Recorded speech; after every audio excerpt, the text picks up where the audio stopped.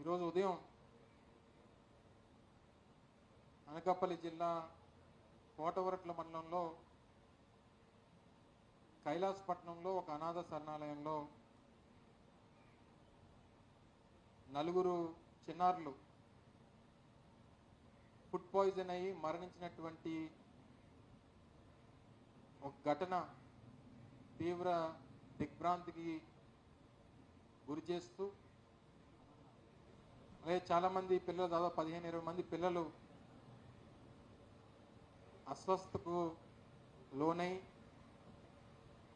కొంతమంది నర్సీపట్నం హాస్పిటల్లో, కొంతమంది కేజీహెచ్ హాస్పిటల్లో చికిత్స పొందుతున్నటువంటి తరుణం. దాని మీద ఇప్పటికే మా పార్టీ అధ్యక్షులు పెద్దలు వైఎస్ జగన్మోహన్ రెడ్డి గారు తీవ్ర దిగ్భ్రాంతికి గురవుతూ ఇటువంటి ఇన్సిడెంట్స్ అనేటువంటిది ఇంత నిర్లక్ష్యానికి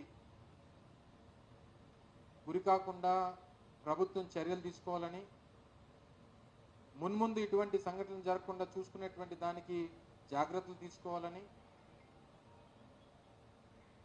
అనవసరమైనటువంటి అంశాల మీద దృష్టి పెట్టేటువంటి సమయాన్ని ఇటువంటి ఇన్సిడెంట్స్ జరగకుండా చూసుకునేటువంటి దానికి